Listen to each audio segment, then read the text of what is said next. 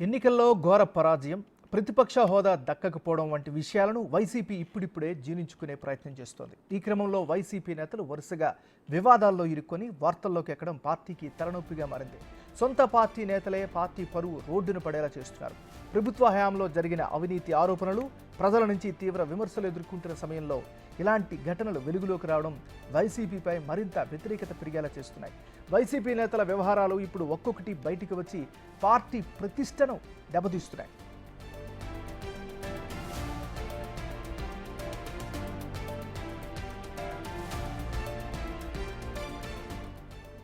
ఎరక్కపోయి ఇరుక్కున్నట్లు MLC Duvvada Srinivas ఉదంతం రాష్ట్ర రాజకీయాల్లో సంచలనం రేపింది. దువ్వాడ ఫ్యామిలీ స్టోరీ హాట్ టాపిక్గా మారింది. దువ్వాడ శ్రీనివాస్ తనకు అన్యాయం చేసి దివ్వెల మాధురితో సహజీవనం చేస్తున్నారని దువ్వాడ వాణి పోలీసులను ఆశ్రయించింది. శ్రీనివాస్ తమను ఇంటికి రానివ్వడం లేదంటూ వాణి కుమార్తె హైందవి బయట ఉన్న కారు షెడ్లో నిరసన దీక్ష చేపట్టారు. ఈ వ్యవహారం రాష్ట్ర వ్యాప్తంగా చర్చనీయాంశంగా మారింది. రెండు కుటుంబాలు ఇద్దరి మధ్య సంధి జరపాలని చూసిన వ్యవహారం ఓ కలిక్కి రాలేదు. పైగా ఒకరిపై మరొకరు టెక్కలి పోలీస్ స్టేషన్లో ఫిర్యాదులు చేసుకున్నారు. కుటుంబ గొడవల నేపథ్యంలో దువ్వాడ శ్రీనివాస్పై వైసీపీ అధిష్టానం చర్యలు తీసుకుంది. పార్టీకి చెడ్డ పేరు వస్తుందని భావించిన జగన్ టెక్కలి ఇన్ఛార్జి బాధ్యతల నుంచి శ్రీనివాస్ను తొలగిస్తూ సంచలన నిర్ణయం తీసుకున్నారు.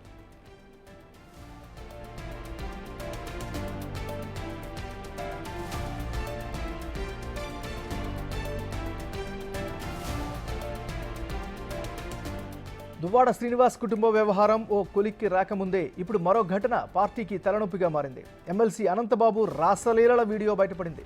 వీడియో కాల్లో అశ్లీలంగా ప్రవర్తించిన వీడియోను టీడీపీ విడుదల చేసింది. ఈసారి జగన్ ప్రియ శిష్యుడు అనంతబాబు రంగంలోకి దిగాడంటూ విమర్శలు చేసింది. ఈ వీడియో కాస్త వైరల్ కావడంతో వైసీపీ పరువు మరింత దిగజారింది. ఎన్నికల ముందు దళిత యువకుడిని చంపి డోర్ డెలివరీ చేసిన ఘటనలో అనంతబాబు జైలుకి వెళ్లారు.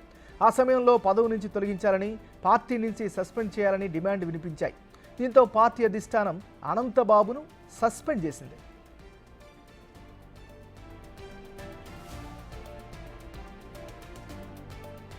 ఆరు నెలలు జైల్లో ఉన్న తర్వాత సుప్రీంకోర్టు తాత్కాలిక బెయిల్ను మంజూరు చేసింది. జైలు నుంచి విడుదలైన తర్వాత అనంతబాబుకు అప్పటి అధికార పార్టీ నేతలు ఘన స్వాగతం పలికి సత్కారాలు చేయడం అప్పట్లో చర్చనీయాంశంగా మారింది. హత్య కేసులో నిందితుడికి సన్మానాలా అంటూ పెద్ద ఎత్తున విమర్శలు వచ్చాయి. ఈ కారణాలు చూపుతూ అనంతబాబు బెయిల్ రద్దు చేయాలని మృతుడి తల్లిదండ్రులు హైకోర్టును ఆశ్రయించారు. ప్రస్తుతం ఈ బెయిల్ రద్దు పిటిషన్ విచారణలో ఉంది. అయితే సస్పెండ్ చేసిన తర్వాత కూడా అనంతబాబు పార్టీ ప్రధాన కార్యక్రమాల్లో పాల్గొన్నారు. జగన్ అధ్యక్షతన జరిగిన వైసీపీ సమావేశంలో కూడా భాగమయ్యారు. దీనిపై కూడా రాజకీయ వర్గాల్లో పెద్ద ఎత్తున చర్చలు జరిగాయి. పార్టీ నుంచి సస్పెండ్ చేసిన వారిని ఎలా కార్యకలాపాల్లో అనుమతిస్తారంటూ ప్రశ్నించారు. వైసీపీ హంతకులను, గూండాలను ప్రోత్సహిస్తోందంటూ అపోజిషన్ దుమ్మెత్తిపోసింది. ఇన్ని ఆరోపణలు ఎదుర్కొంటున్న అనంతబాబు ఇప్పుడు మరోసారి అశ్లీల వీడియో ద్వారా వార్తల్లోకి ఎక్కారు.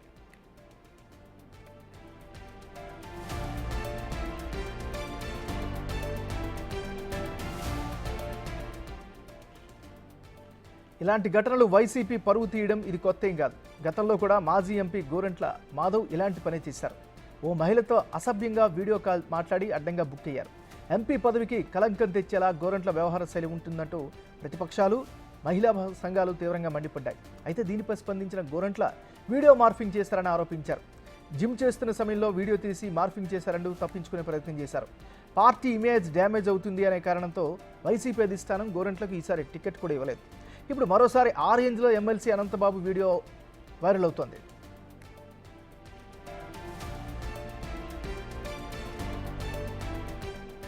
ఈ వ్యవహారాలన్నీ ఒక ఎత్తు అయితే మాజీ మంత్రి అంబటి రాంబాబు ఆడియో లీక్ మరో ఎత్తు. ఓ యువతితో అంబటి అసభ్యకరంగా మాట్లాడిన ఆడియో ఒకటి సంచలనం సృష్టించింది. దీనిపై ప్రతిపక్షాలు తీవ్ర స్థాయిలో మండిపడ్డాయి. ఓ సీనియర్ రాజకీయ నాయకుడు మంత్రి పదవిలో ఉండి ఇలా ప్రవర్తించడాన్ని తప్పుబట్టారు. దీనిపై అంబటి వీడియో రిలీజ్ చేసి క్లారిటీ ఇచ్చారు. ఆడియోకు తనకు ఎలాంటి సంబంధం లేదని చెప్పారు. ప్రతిపక్షాలు ఏఐ సాయంతో తన వాయిస్లో అలా మార్చాయని తెలిపారు. అడ్డంగా దొరికినా తాను ఏ తప్పు చేయలేదని గోరంట్ మాధవుల అంబటి కూడా స్వయంగా ప్రకటించుకున్నారు. ఇప్పుడు అనంతబాబు కూడా తానే తప్పు చేయలేదంటూ ఇలా ఓ ప్రకటన విడుదల చేస్తారో లేదో చూడాలి మరి.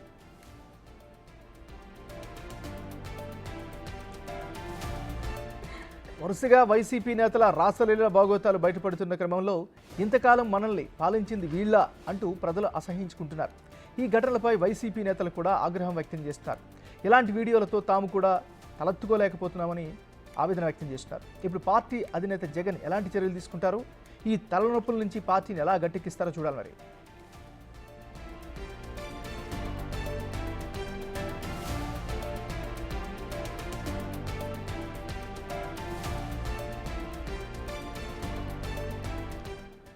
ఎన్నికల్లో ఘోర పరాజయం, ప్రతిపక్ష హోదా దక్కకపోవడం వంటి విషయాలను వైసీపీ ఇప్పుడిప్పుడే జీర్ణించుకునే ప్రయత్నం చేస్తోంది. ఈ క్రమంలో వైసీపీ నేతలు వరుసగా వివాదాల్లో ఇరుక్కొని వార్తల్లోకి ఎక్కడం పార్టీకి తలనొప్పిగా మారింది.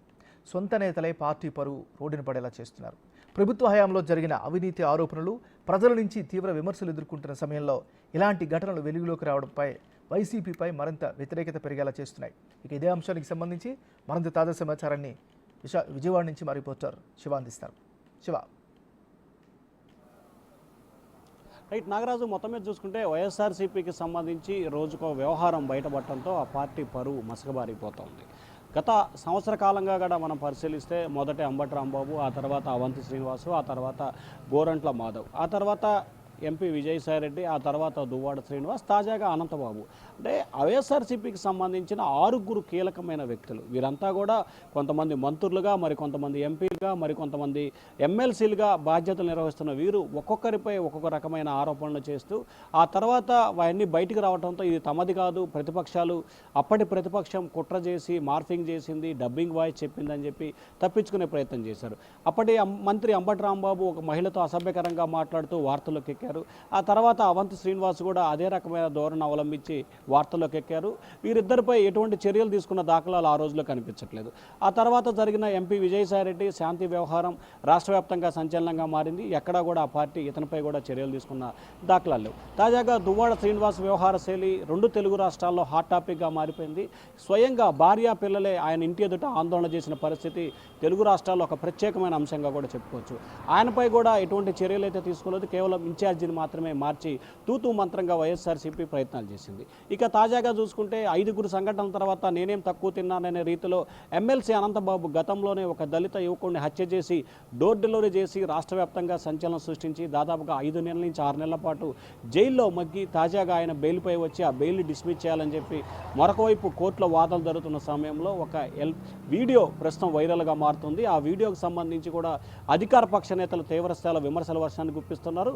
అధికార పక్షం విమర్శలు చేయడం ఒక ఎత్తు అయితే వైఎస్ఆర్సీపీకి సంబంధించిన సొంత పార్టీ నేతలే ఏంటి ఈ విధంగా వ్యవహరిస్తున్నారు, వీరేం ప్రజాప్రతినిధులు, ఏ రకంగా వ్యవహరించడం ఎంతవరకు సమంజసం అని చెప్పి వీరిపై తీవ్ర స్థాయిలో అసంతృప్తి, ఆగ్రహం అయితే వ్యక్తం చేస్తున్న పరిస్థితి కనిపించింది. కానీ వైఎస్ఆర్సీపీకి సంబంధించిన ఇంతమంది నేతలు ఇన్ని రకాలుగా వ్యవహరిస్తున్నా కానీ, ప్రజల్లో చులకనవుతున్నా కానీ ఆ పార్టీకి సంబంధించి ఎవరిపై కూడా చర్యలు తీసుకున్న దాఖలాలు లేవు, తీసుకుంటారన్న నమ్మకం కూడా ఆ పార్టీలో కలగట్లేదని చెప్పి అధికార పక్ష నేతలు అయితే విమర్శిస్తున్నాయి. కానీ తాజాగా ఎమ్మెల్సీ అనంతబాబు మాత్రం ఆ వీడియో తనది కాదు, తాను ఏదైతే తన మిత్రుడి కుమారుడి బర్త్డే వేడుక సందర్భంగా వీడియో కాల్ చేసి ముద్దులు పెడుతున్న సమయంలో దీన్ని మార్ఫింగ్ చేసి ఈ రకంగా వినియోగించారు. ఇప్పటికే తాను రంపచోడవరం పోలీసులకి ఫిర్యాదు చేశాను, దీనిపై సమగ్రమైన దర్యాప్తు చేయాలని చెప్పి ఆయన ఫిర్యాదు చేశారు. కానీ ముందుగా చేయటం, ఆ తర్వాత బయటికి రావడం, ఆ తర్వాత తనకు సంబంధం లేదని చెప్పి చెప్పే ప్రయత్నం గత కొంతకాలంగా వరుసగా జరుగుతున్న పరిణామాలే.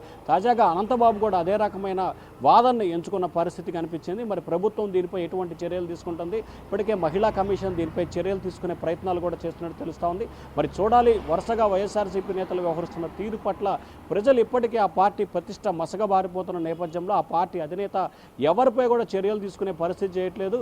ఇప్పటికే ఓటమితో కన్నీవీరు ఎనుకని ఓటమితో పూర్తి స్థాయిలో కుంగిపోయిన ఆ పార్టీకి ఒక్కొక్కటిగా ఇటువంటి సంఘటనలు వెలుగులోకి రావడంతో ఆ పార్టీ పరిస్థితి ఏంటనేది కూడా కొంత అయోమయంగా పడతా ఉన్న పరిస్థితి కనిపిస్తూ ఉంది. మరి ఇప్పటికైనా సరే పార్టీ అధినేత దీనిపై దృష్టి కేంద్రీకరించి వారిపై చర్యలు తీసుకుంటేనే రానున్న రోజుల్లో పార్టీ మనుగడ సాధ్యమవుతుందని చెప్పి వైసీపీ నేతలే డైరెక్ట్గా మాట్లాడుతున్న పరిస్థితి అయితే కనిపిస్తూ ఉంది. నాగరాజు.